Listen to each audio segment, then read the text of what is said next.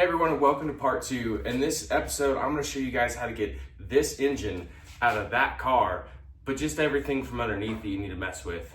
Check part 1 if you want to see how to take the top apart. It's a super easy deal. Let's get right into it. All right, so we have 2 exhaust bolts here, both 14s.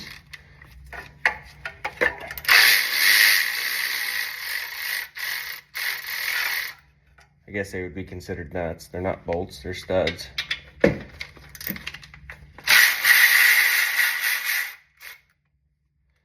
There we go.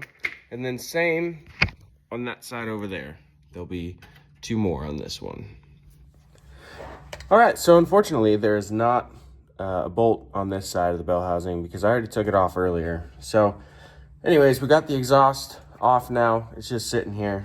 Next thing we need to do is pull the motor mount nuts. There's one right here. It's a 14 millimeter.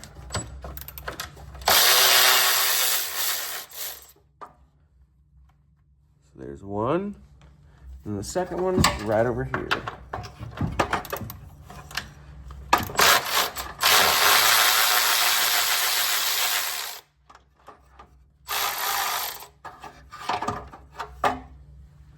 There we go. Now, let's go to the top side of the engine, double check everything, and then pull an engine out. Okay, so we're back top side of the car. We're just going over real quick, kind of looking around, making sure everything that we need is unplugged. It's out of the way. I do need to take this transmission cross brace off here. That is one thing that I noticed. But the engine and transmission is already separated, so that's a good sign. We won't be fighting that much. Yeah, everything else is looking good. So let's go ahead and pull that brace off there and hook a cherry picker up. Okay, so now in theory, everything has been disconnected. We should be ready to pull this thing out. So let's put some tension on our chain there. Also, on my engine, there's a hook in the back, and then I have it hooked up to an AC bracket.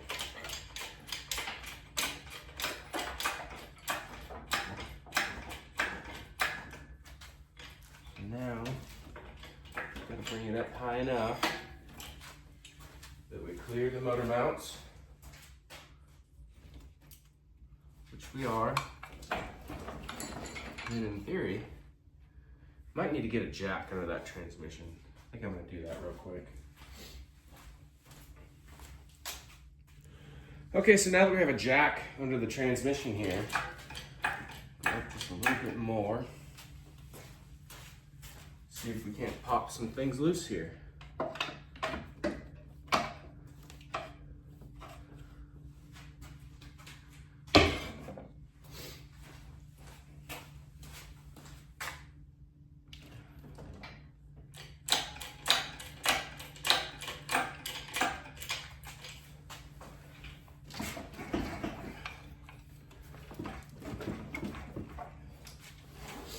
Do some more persuading. I think we're gonna go up on the transmission a little bit.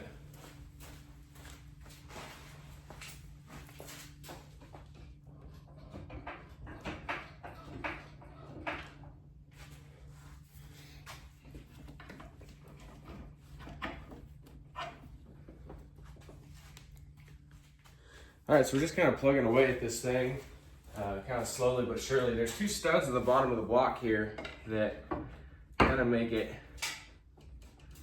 interesting to do things.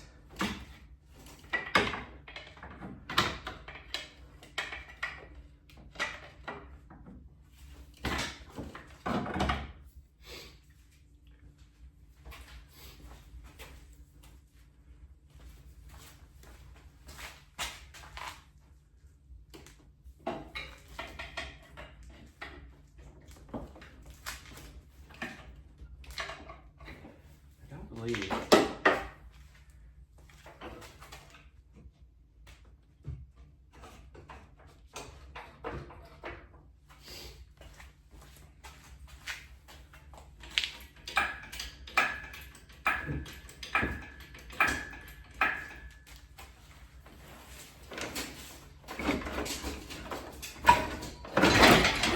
There we go. Just like that. All right, let's pull this thing the rest of the way out. All right, so now that we got the engine all the way out of the car, we can see the results of a terrible oil leak and a power steering system that just leaks consistently. So looking over here, looks like our cam seals are leaking on both sides. So that's interesting. However, our main concern here was the clutch, and it looks like that the pressure plate has failed because these fingers are supposed to be kicked out a little bit here, but they're actually pushed flat. So that's good news because we have a new one of those. So we're gonna pull that off real quick and inspect the flywheel, see if it needs to be resurfaced, and probably look into getting some cam seals because I've done the front, but I haven't done the rear. So also you can see how much oil, yeah, all the power steering fluid this thing leaks. But we'll get that fixed up. We got a brand new one of those. All right, so we're gonna go ahead and pull the pressure plate off here. This might be a little excessive here.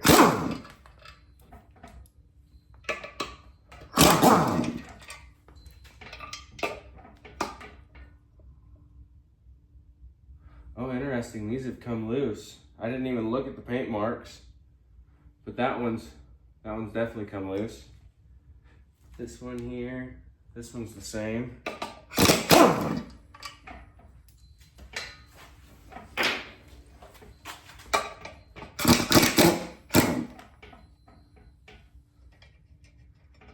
I bet you this pressure plate's fine, it just got stuck. But, regardless, oh, I guess I forgot one.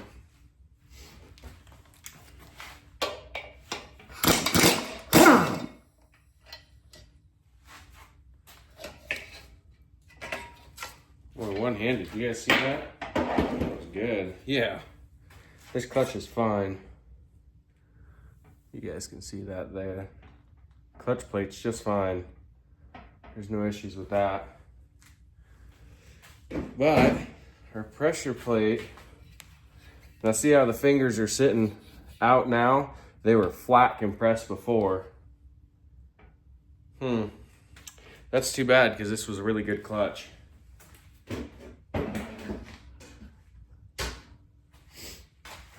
The flywheel looks just fine. It definitely has been sitting for a while, but well, that one's come loose. That one's come loose. Maybe we'll check torque specs on these and retorque those because that's not good. All right, guys, that's gonna end it for today's video. Hope you guys liked it. If you did, make sure to smash that like button and leave a comment down below if you have something to say. Like you guys saw in the video today, we pulled the engine, we showed you the lower half. If you missed part one, I'll put the link in the description below. You can go see the top side of the engine. We have a bunch more to do in this car. We have a new clutch to put in, new steering rack, new steering pump. Looks like we're doing cam seals too. Also, we're gonna do lower ball joints and tie rods. So hopefully you guys will stick around for the ride. Hope to see you on the next one. See ya.